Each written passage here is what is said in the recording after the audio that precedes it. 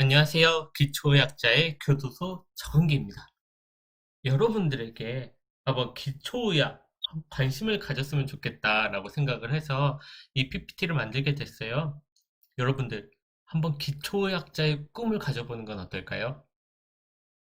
기초의학이란 무엇일까요? 먼저 의학이라는 게 있어요. 사람을 병으로부터 구원해주는 걸 방법을 연구하는 학문, 그게 의학이죠. 이 의학은 크게 두 가지로 나눌 수 있습니다. 하나는 환자를 직접 보는 임상의학, 영어로는 클리니컬 메디슨이라고 하죠. 환자를 직접 보면서 이 환자가 진짜 요걸 썼더니 효과가 있나? 이런 것들을 연구하는 것, 임상의학이고요. 그 임상의학의 토대가 되는 것, 과학적인 토대가 될 수도 있고요. 실험적인 토대가 될 수도 있는 토대가 되는 것이 바로 기초의학입니다. 기초의학, 여러분들 혹시 기초의학자들 만나보셨나요?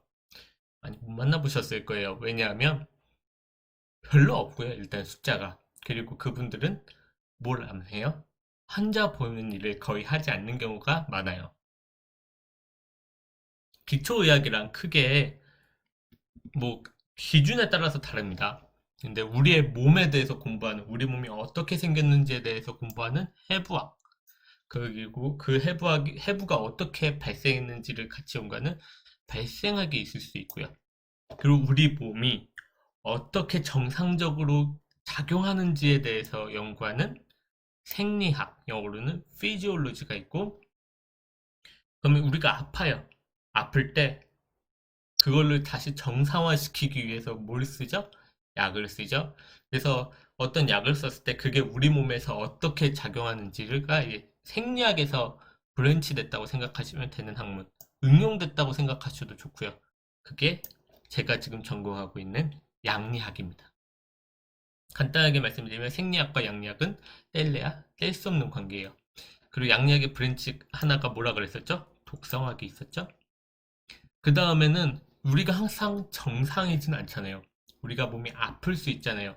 그래서 그 아픈 몸을 연구하는 학문이 병리학, 패솔로지, 병태생리학, 패소피지올로지라고 하죠. 그 다음 우리 몸을 아프게 하는 여러 가지 물질 중에 뭐 바이러스, 코비드 19 같은 바이러스가 있을 수도 있고 세균이 있을 수도 있죠.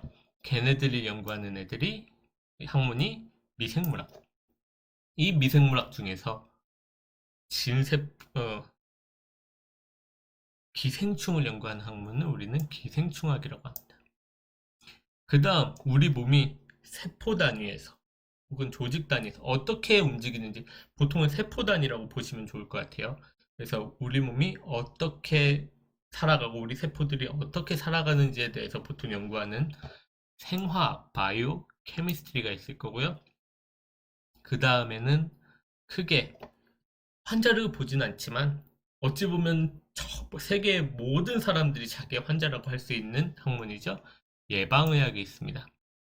병을 어떻게 예방할 건지, 관리할 건지, 그리고 이게 어떤 물질이 진짜 이 병의 원인이 맞는지 분석하는 거. 이런 학문들이 예방의학. 예방의학 안에 역학도 있고요. 의료관리학도 있습니다. 그래서 다시 한번 보통은 근데 기초의학이다라고 하면 해부학, 생리학, 양리학, 미생물학, 기생충학, 생화학 이렇게 여섯 가지를 얘기해요. 왜냐하면 여기 병리학과 예방의학은 어떤 코스가 있냐면 인턴을 밟고 레지던트 코스가 있습니다. 그래서 레지던트에서 전문의까지 있는지는 모르겠어요. 전문의가 병리학은 있는 걸로 알고 있는데 예방의학도 전문의라고 얘기를 하는지는 모르겠네요.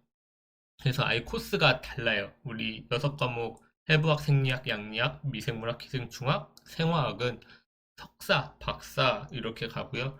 병리학, 예방의학은 석사, 박사로 가는 코스도 있기는 있지만 보통은 그 길을 따르지 않고 인턴, 레지던트 코스를 거치게 됩니다. 제가 지금 말씀드리는 기초의학은 의대를 졸업한 사람들을 기준으로 말씀을 드리고 있어요. 의대를 졸업하지 않아도 누구나 기초의학을 할 수는 있습니다. 근데 제가 아무래도 의대를 졸업한 사람이기 때문에 의대를 졸업하고 기초의학을 하려고 하는 사람들에게 초점을 맞춰서 말씀을 드릴게요. 그래서 기초의학의 정의는 의학을 그냥 과학적으로 다루는 건데 말씀드린 대로 전통적으로는 8개 해부학, 생리학, 생화학, 양리학, 미생물학, 기생충학, 병리학, 예방의학이지만 좁게는 요 2개를 제외한 6개 분야를 얘기하기도 합니다. 발생학은 보통 해부학 안에 들어있다고 보시면 되고요. 그리고 그 외에 따라서는 인문학도 될 수 있고 법의학도 될 수 있고요. 의공학도 뭐 기초의학의 범주에 포함을 시키기도 하고 안 시키기도 하고 어쨌든 제가 말씀드릴 기초의학의 범위 좁은 범위 이 6가지 과목에 대해서 말씀을 드릴게요. 그럼 기초의학자가 되면 뭐 할까요? 첫 번째 가장 중요한 거 교수들이 보통 대학에서 뭘 하죠? 교수들이 학문을 발전시키는 역할을 하죠. 학문을 발전시키는 게 교수의 본업입니다. 그래서 열심히 연구를 해야 돼요. 열심히 세포도 키우고 동물도 잡아보고 열심히 연구를 하다 보면 그 결과로 논문을 이렇게 제출을 할 수 있게 되죠. 제가 처음으로 진짜 SCI급에 냈던 논문인데요. 논문을 제출하면서 나 이만큼 연구했어 이거를 발표하기도 합니다. 근데 그럼 기초의학자는 그 연구에서 어떤 위치를 갖냐 이거에 대해서 말씀을 드릴게요. 제가 정말로 존경하는 울산의대 전 학장님이면서 지금 심장내과 교수인 송재관 교수님과 그 다음에 의생명과학교실 교수님인 장은주 교수님이 서로 콜라보레이션 공동 연구를 했어요. 그러니까 송재관 교수님은 의사로 그리고 장은주 교수님은 기초과학자로 연구하는 교수님으로 같이 콜라보레이션을 해서 서큘레이션이라고 하는 굉장히 훌륭한 정말로 훌륭한 저널에 이렇게 논문을 퍼블리시를 하게 되었는데요. 이 두 분은 아마 같은 연구를 하면서도 보는 관점이 달랐을 거예요. 처음에 콜라보레이션도 굉장히 쉽진 않았을 겁니다. 그런데 이 두 분이 이렇게 논문을 내면서 계속 많은 논문들을 내기 시작을 하셨어요. 정말로 다양한 논문들을 계속 내시죠. 이 논문을 기초의학자의 시선과 그러니까 의대를 졸업하지 않은 기초의학자의 시선 그 다음에 그냥 의사의 시선으로 한번 분석을 따로 해볼게요. 그러니까 기초의학자, 의대를 졸업한 기초의학자는 그 중간에 있는 사람이라고 생각을 하시면 됩니다.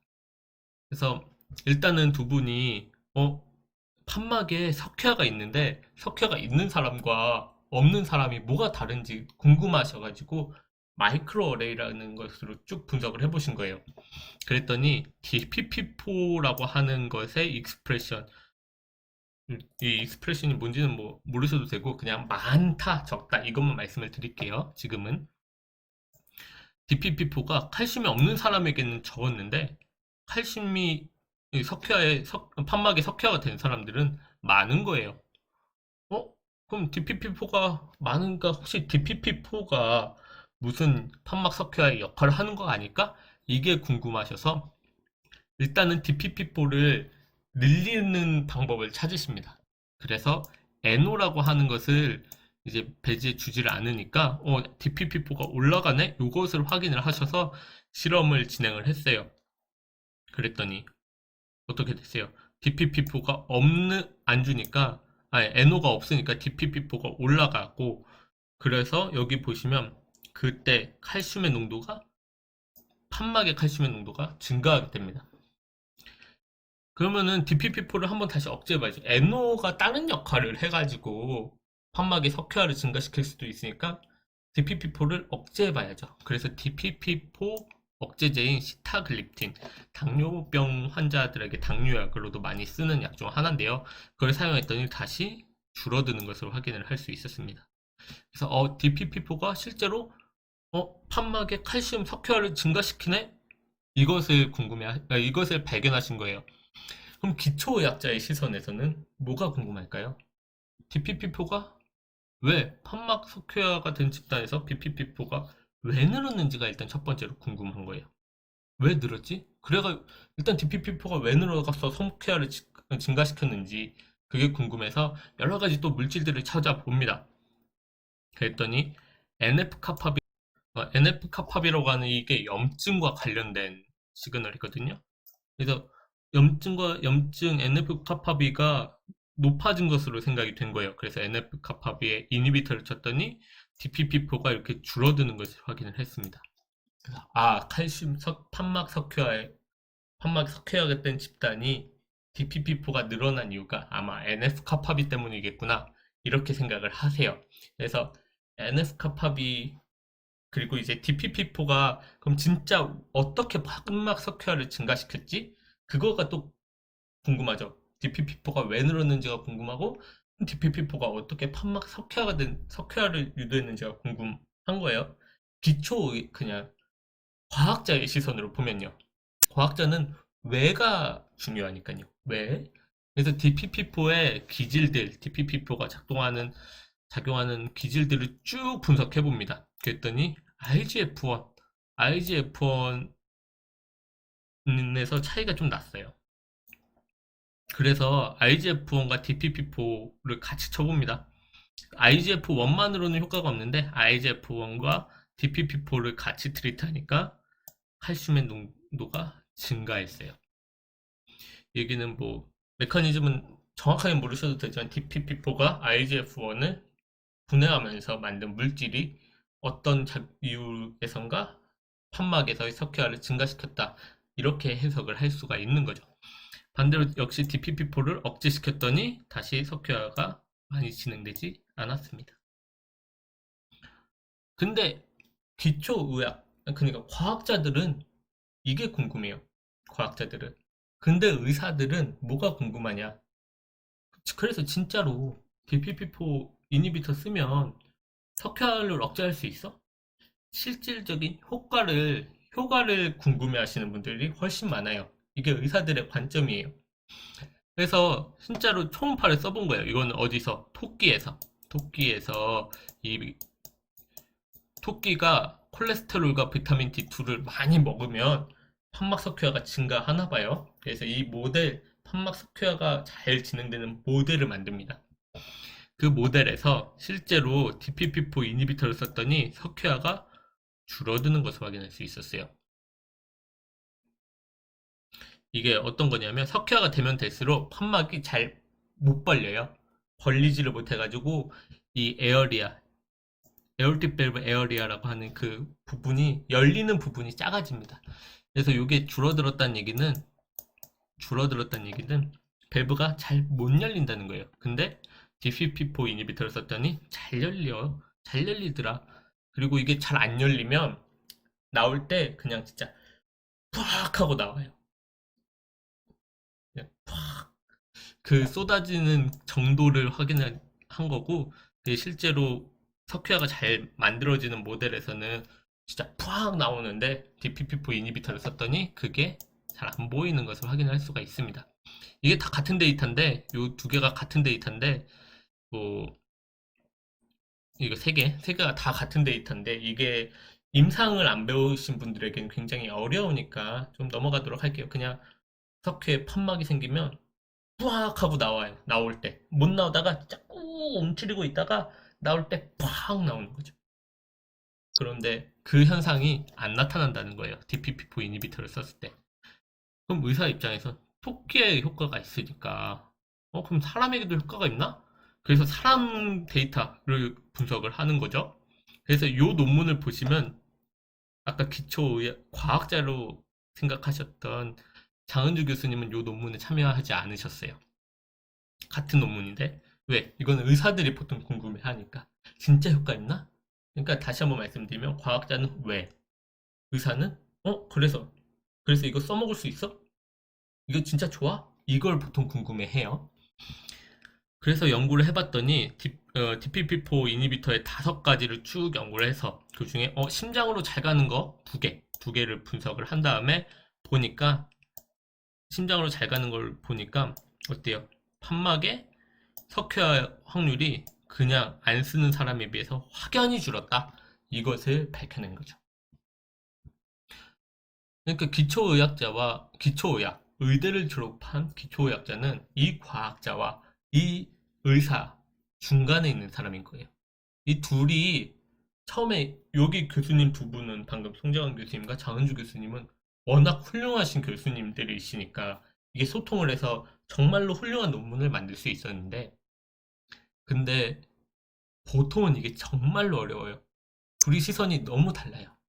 그래서 제가 이 논문을 이제 발표하시는 자리에 가서 다른 교수님들이 질문하시는 걸 들어보면 이제 과학을 하시는 교수님들께서는 DPP4는 그거 뭐 멤브레인 폼이 있고 사이토플라즈믹 폼이 있는데 여기서 뭐가 작용한 것 같냐 이런 게 궁금해 하시고요. 저는 의사였잖아요. 기초의학을 그때 이 강의를 들을 때 기초를 아마 석사 졸업하기 전에 들었을 거예요.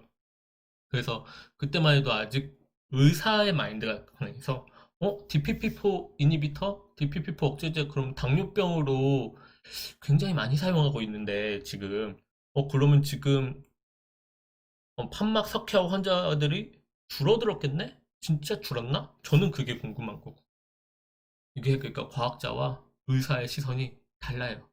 그럼 기초의학자는 여기서 무슨 역할을 할 수 있을까요? 이 둘을 연결해주는 역할을 할 수가 있는 거죠. 그래서 실제로도 기초의학자는 연구에서 중개의학, 이 둘을 연결시켜주는 의학에서 큰 힘을 발휘하기를 바라는 그러한 연구 결과들, 그러한 기사들이 굉장히 많아요. 그리고 기초의학자가 적으니까 이 둘이 협력을 잘 못하고 있는 그 아쉬움에 대한 기사들도 많이 있고요. 근데 이 기초의학을 전공하는 사람들이 어떻게 되냐? 1년에 지금 4명, 3명, 평균적으로 지금 2007년부터 2010년까지 20명 중에 4년 동안 20명이 기초를 지원한 거예요. 1년에 평균 몇 명? 5명. 이게 지금까지도 이어지고 있어요. 지금까지도. 실제로 2000년대에는 이게 가장 기초의학이 활발한 의과대학 3개거든요. 서울대, 연대, 가톨릭대. 조교 숫자가 2000년도에는 44명이었는데 2014년에는 20명으로 반도 안 되게 줄어들었어요. 기초의학을 하겠다는 의사들이 줄어들고 있다는 뜻이죠. 왜 그럴까요? 왜 그럴까요? 일단 첫 번째로는 의전이 생긴 것이 원인이 될 수가 있어요. 저는 이게 가장 일단 크다고 보는데 보시면 의과대학생이 의전생들보다 기초의학을 선택할 선호도가 높아요. 그러니까 의전생들은 기초 전공을 잘 선택을 안 한다는 거죠. 원래 의전을 만들 때 의전은 이제 굉장히 학부가 다양하니까 기초약으로도 많이 가지 않을까? 이렇게 해가지고 만들었는데 결과적으로는 반대로 의점생들이 의대생들보다 기초약을 더 전공을 안 했어요. 그래서 그 2000년대 초반 의전생들을 굉장히 많이 뽑고 졸업생들의 절반이 이상이 의전생일 때 오히려 기초 전공자 수가 훨씬 줄어들게 됐습니다. 그 다음은 왜 기초를 사람들이 안 하려고 그럴까요? 대부분의 사람들에게 물어보면 기초의학 하면 그거 돈이 안 되잖아. 임상하면 돈 많이 벌 수 있는데 기초하면 돈이 안 되잖아. 보통 이렇게 생각을 해요. 근데 실은 경제적인 어려움보다는 뭐가 부담스럽냐? 공부해야 되는 부담, 그 다음에 연구 성과를 내야 된다는 그런 부담감. 이게 두 개가 합해서 결과적으로는 나 평생 공부해야 되는데 나 잘할 수 있을까? 이게 부담스러워서 기초를 잘 전공 안 하게 된다는 게 훨씬 많더라고요. 실제로 기초 교수님들 월급 생각하면 그렇게 적진 않아요. 의사에 비해선 적을 수 있는데 뭐 이게 기사로 나왔을 때 조교수가 뭐 저희 학교의 경우에는 한 연봉 7,200 정도를 받는다라는 기사가 있었어요. 조교수가 보통 30대 중반 이 정도 나이대니까 30대 중반에 연봉 7,200이면 적지 않죠? 꽤 많죠? 그러니까 돈이 그렇게 생각보다 적게 버는 전공은 아니에요. 뭐 임상과 비교하면 좀 적은데 그래도 그렇게 적지는 않아요. 그래서 결과적으로는 기초과학자, 의대를 졸업한 기초과학자가 되면 연구만 하면 안 돼요. 한 가지를 더 해야 됩니다. 왜, 뭐?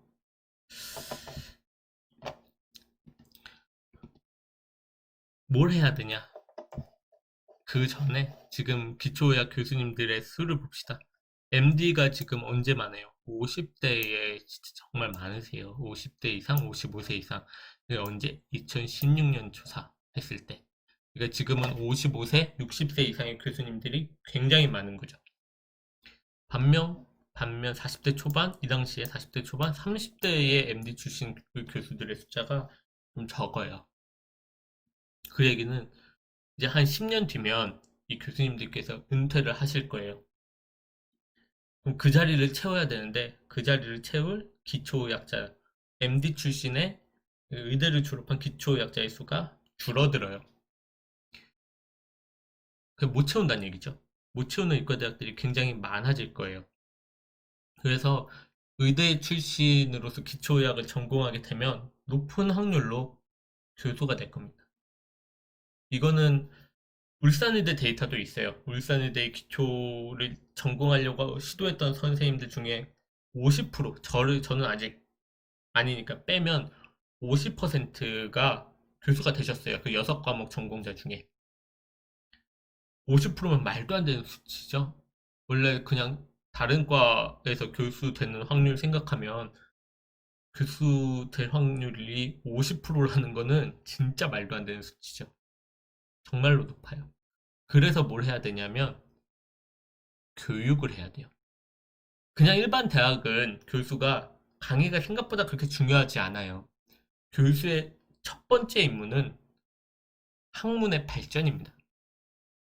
그런데 의과대학은 달라요. 왜? 의과대학은 어떤 대학이니까? 훌륭한 의사를 키우는 직업학교니까요. 의과대학은 직업학교니까 연구만큼 교육이 더 중요해요. 그래서 정말로 교육이 정말 중요한 학교, 직업학교니까. 그래서 기초의학자들은, 의대를 졸업한 기초의학자들은 연구도 열심히 해야 되지만 교육도 절대 소홀히 해서는 안 됩니다.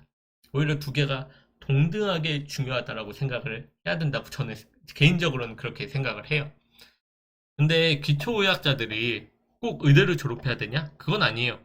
여기서도 기사에도 나왔지만 꼭 의대를 졸업할 필요는 없어요.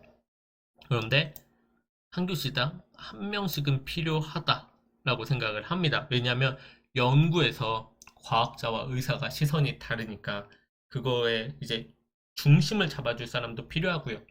그 다음에 그 학문을 강의할 때도 그냥 과학자분들이 의학을 기초의학, 양리학을 바라보는 생리학을 바라보는 시선과 의사가 그 똑같은 공부를 해도 바라보는 시선이 다르거든요. 그래서 교육에서도 중심을 잡아줄 의사 출신 기초의학자가 필요합니다. 그래서 교육에 또 힘을 많이 쏟아야 돼요. 그러니까 여러분들 혹시 이런 분들이라면 의대 졸업해서 기초 전공 한번 해보시는 걸 추천드려요. 첫 번째, 가장 중요합니다. 공부가 재밌는 사람. 생각보다 이거 들으면 어이없어 하시는 분들도 많겠지만 공부가 재밌는 사람들이 굉장히 많아요. 저도 그랬습니다. 저도 공부가 굉장히 재밌었어요. 의과대학 처음 들어갔을 때는 저는 원래 처음부터 과학자를 생각했기 때문에 의학 공부하면서 나 이거 써먹을 것도 아닌데 왜 이걸 공부하고 있지 하면서 되게 재미가 없었어요. 근데 그냥 내가 뭐 이걸 다 알 필요는 없지. 내가 그냥 한번 의사놀이 해보고 내가 의과대학 졸업한 장점을 그냥 살린다라고 생각을 해보자 해가지고 공부를 했는데 의학 공부가 너무 재밌는 거예요. 그래서 이 공보회가 돼서도 이렇게 공부하고 있거든요. 이렇게 공부가 재밌는 사람들. 그 다음 남에게 가르치는 것을 좋아하는 사람. 이거의 가장 본보기가 저희 교수님이십니다. 저희 양리학 교실 김영훈 교수님이 공부를 정말 재밌어 하시고 가르치는 것도 정말 좋아하세요. 저는 그 교수님, 제 지도 교수님을 닮고 싶어 하는 정말 제 롤모델이세요. 그래서 여러분들 중에서도 공부가 재밌고 남을 가르치기를 좋아한다면 기초의학자, 의대를 졸업해서 기초를 전공하는 것을 추천합니다. 감사합니다. 관심 있으신 분들, 기초 전공에 대해서 관심 있으신 분들은 언제든지 메일 남겨주세요.